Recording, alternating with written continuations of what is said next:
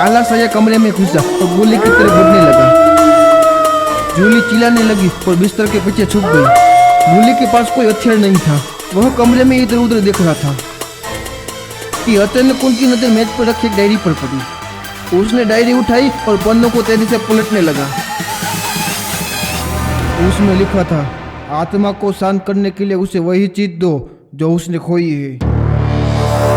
पर ये आत्मा काफी करीब पहुंच गई थी। वो तीनों बाहर निकल गए और दरवाजा बंद कर दिया।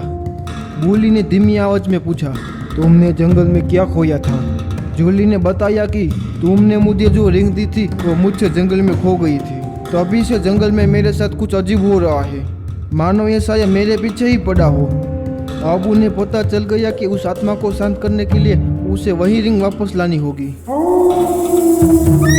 लेकिन जंगल के अंधेरे और तूफान के बीच उसे ढूंढना नामुमकिन लग रहा था। जूली फिर से डायरी के पन्ने को पलटने लगा। इस बार उन्हें एक नक्शा मिला जो गेस्ट हाउस के पीछे एक गुप्त गुफा का रास्ता दिखाता था। डायरी में लिखा था कि वह गुफा जंगल से जुड़ी हुई है और हो सकता है रिंग वहीं गिरा हो।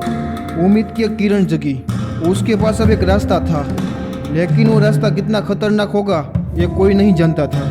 जूली अभी भी कमजोर थी, लेकिन रिंग वापस लाने की जिद उसमें भर चुकी थी। तभी अचानक कमरे की रोशनी चली गई। बिजली कट गई थी। कमरा अंधकार में डूब गया। तभी उन्हें खिड़की के बाहर एक खौफनाक हंसी सुनाई दी।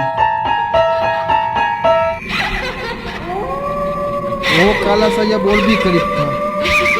जूली ने जूली का हाथ पकड़ा, हमें जल्दी से यहाँ से निकलना होगा। वो तीनों अंधेरे में टटोलते हुए मेज की तरफ बढ़े। जूली ने एक मीन उठाया और उसमें माचिस जला दी। कमरे में थोड़ी रोशनी फैल गई। उन्होंने दरवाजे की तरफ जोर लगाई, लेकिन दरवाजा अटक गया। जितना वो जोर लगाते दरवाजा उतने ही जोर से बंद होता जा रहा था। अचानक उन्हें याद आया कि डायरी में गुप्त गुफा के रास्ते का जिक्र था। वो वापस मेज की तरफ लौटे और नक्शा ढूंढने लगे। उन्हें नक्शा मिल गया। अब उनके पास सिर्फ यही एक रास्ता बचा था। वो जल्दी से कमरे के पीछे बनी एक पुरानी अलमारी को हटाने लगे। अलमारी के पीछे एक संकरा रास्ता नजर आया। वो उस रास्ते में घुसे। रास्ता बहुत ही संकरा और गीला था। हवा में एक सड़ी हुई गंध फैली हुई थी। वो रेंगते हुए आगे बढ़ते रहे। कुछ देर बाद रास्ता थोड़ा चौड़ा हो गया। अब वो खड़े होकर चल सकते थे। आगे देखा तो गुफा से दो रास्ते निकल रही थी। हमें किस रास्ते जाना चाहिए? अचानक जूली ने जूली को इशारा किया। सामने की दीवार पर कुछ लिखा हुआ दिखाई दे रहा था। जूली ने टॉर्च की रोशनी उस पर घुमाई। दाहिनी ओर मत जाना, वहां मौत रहती है। सभी के रोंगटे खड़े हो गए। ये स्पष्ट था कि दाहिनी ओर जाने का मतलब मौत को दावत देना है। लेकिन सामने का रास्ता भी अंधेरे में गुमनाम था। कौन जाने वहां क्या खतरा छिपा हो। कुछ सोचने का समय नहीं था। बुरी आत्मा उनका पीछा कर रही थी और गुफा के अंदर रहना भी आत्मघाती होगा।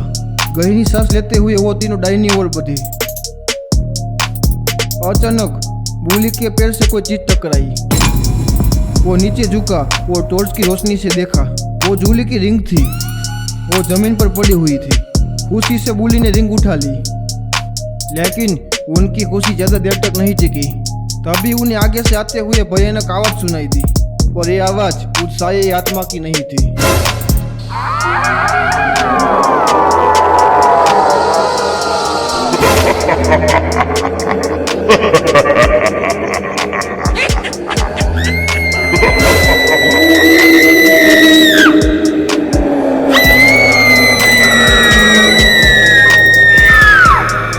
अब ये नया खतरा तो जूली और जूली के आगे है।